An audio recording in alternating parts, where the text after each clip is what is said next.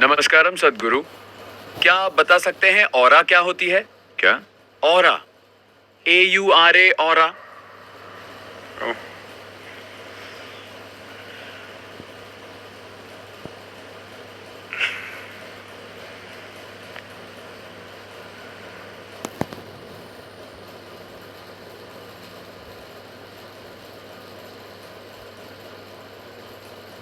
धरती पर मौजूद हर पदार्थ के आसपास ऊर्जा का एक क्षेत्र होता है,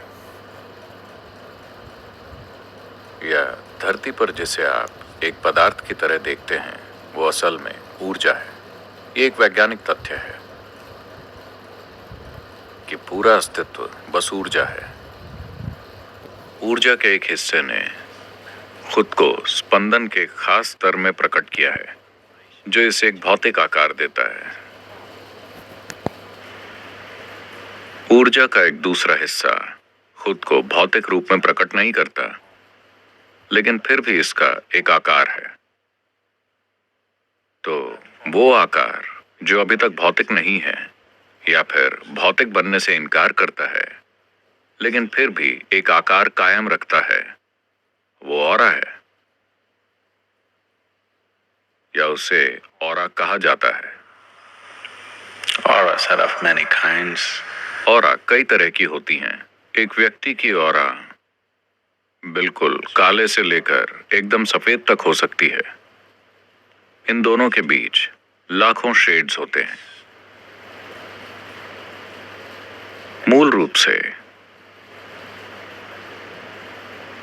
आप अभी जो हैं उसकी भौतिक, मानसिक, भावनात्मक और ऊर्जा स्थिति एक तरह से आपकी ऑरा के द्वारा दर्शाई जाती है, या ये ऑरा में दिखती है। इसके बारे में बहुत सारी विचित्र बातें कही जा चुकी हैं, खासकर आज की न्यू एज कम्युनिटी के द्वारा। इसमें से काफी कुछ काल्पनिक है, लेकिन इसमें थोड़ी सच्चाई भी है।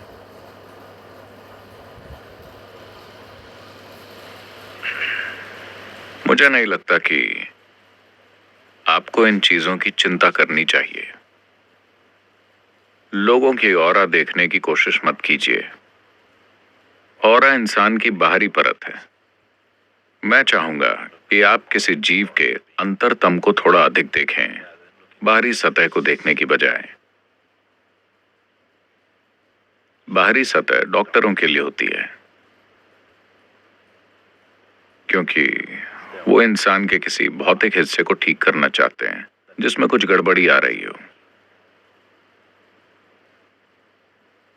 बाहरी सतह एक आध्यात्मिक साधक के लिए दिलचस्पी की चीज नहीं होनी चाहिए। त्वचा की तुलना में ये और भी ज्यादा सतही है। जिसे आप ऑरा कहते हैं वो त्वचा की तुलना में और भी ज्यादा सतही है, क्योंकि ये और भी ज्यादा बाहर है। तो इसमें कुछ,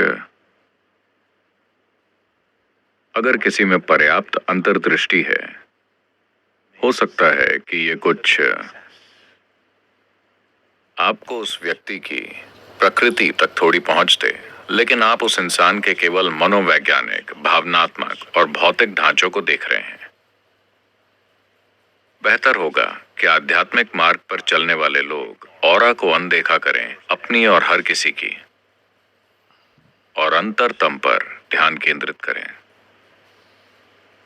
अगर आपका ध्यान अंतरतम पर केंद्रित है तो आपकी ऑरा शानदार होगी। अगर आप सतह पर ध्यान केंद्रित करते हैं तो आपकी ऑरा दयनीय होगी। तो ऑरा को मत देखते रहिए, दूसरे लोगों की और अपनी।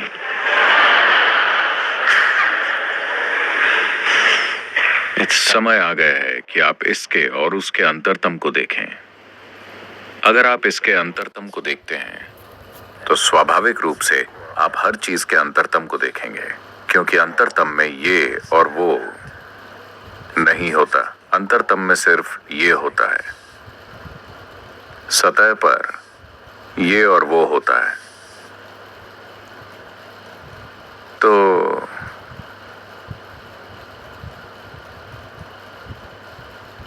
कहते हैं कि सुंदरता स्किन डीप होती है। हाँ, कुछ तरह की सुंदरता स्किन डीप होती है। आपको वो व्यक्ति अच्छा नहीं लगेगा जिसकी त्वचा छील दी गई हो। अगर आपको किसी की त्वचा छिली हुई दिखी तो आपको नहीं लगेगा कि वो सुंदर है, चाहे वो वही इंसान हो। उस तरह से हाँ,